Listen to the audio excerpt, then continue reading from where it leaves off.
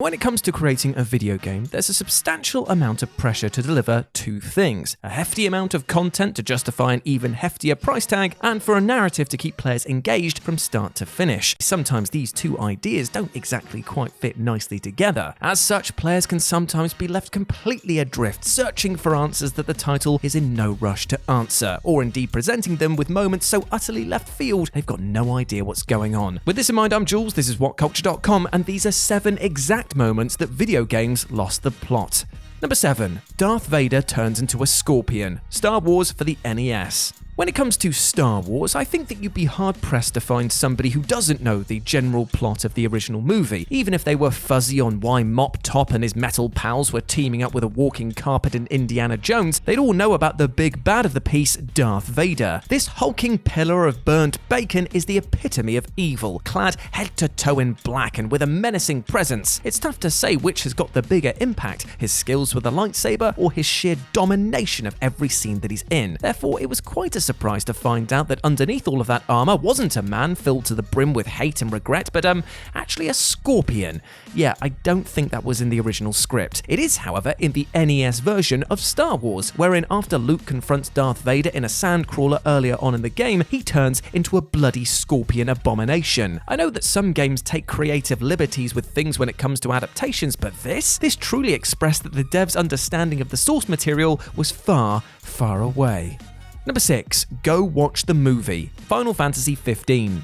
Final Fantasy 15 was one of the most hyped up entries of the long-standing franchise in recent memory, and Square Enix went above and beyond when it came to promoting the title however they could. Adverts for the game were everywhere, a demo was released to tease upcoming changes to combat and build relationships with the core crew, and even pot noodle sponsorships helped push Final Fantasy into the public consciousness. Therefore, it was quite the WTF moment when many gamers began playing the core experience and quickly found that they had no idea what the fresh hell was going on. Message boards were flooded by players asking questions as to the relationships between the kingdoms and their characters, as well as the motivations behind the main antagonists, and all were met with a rather curious response: go watch the movie.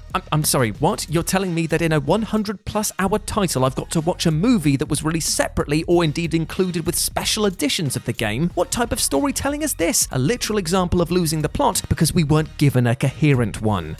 Number 5. Hiding key plot points in Ansem reports. The Kingdom Hearts franchise.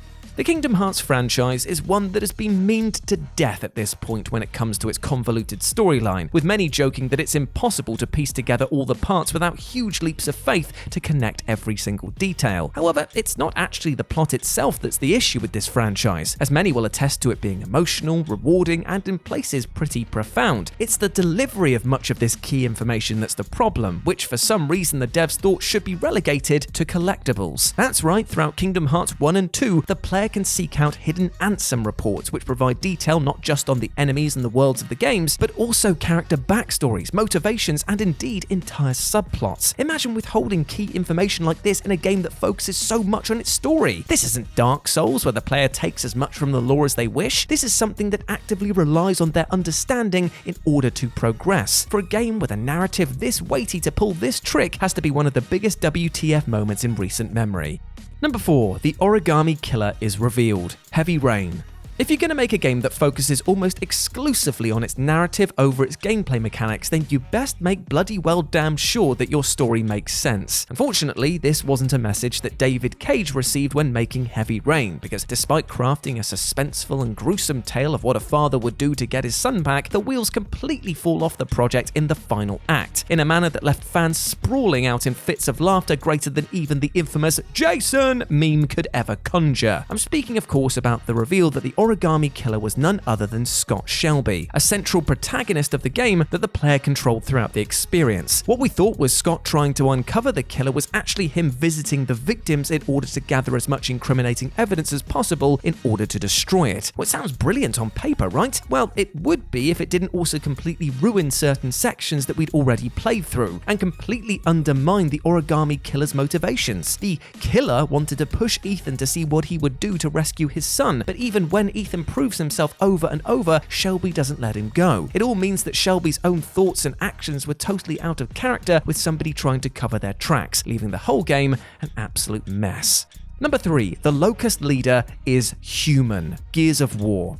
When Gears of War dropped onto the 360 way back way, it was the boot up the arse that the console needed. It wasn't trying to be high art, it was chest-high action through and through. It's one of the many, many reasons to love this title, as it told a simple story incredibly well, pitting humans against a subterranean race known as the Locust. We didn't need to know why these big bold bad boys had come to rumble, we just needed to send them packing. Of course, as the series went on, they did have to address bits here and there about this underground society, but one thing was pretty clear: they hated humans from the tip to taint and wanted to destroy each and every one of them. So why in the fresh hell was their leader also a human? I know it's been explained away, but this reveal was the moment that many Gears fans simply laughed out loud at what they were being fed. You couldn't have had the queen of the enemy forces actually be one of them? It had to be a human that was forced into the plot to have connections with our central cast? That's as lazy as introducing Marcus's dad only to kill him off a few scenes later.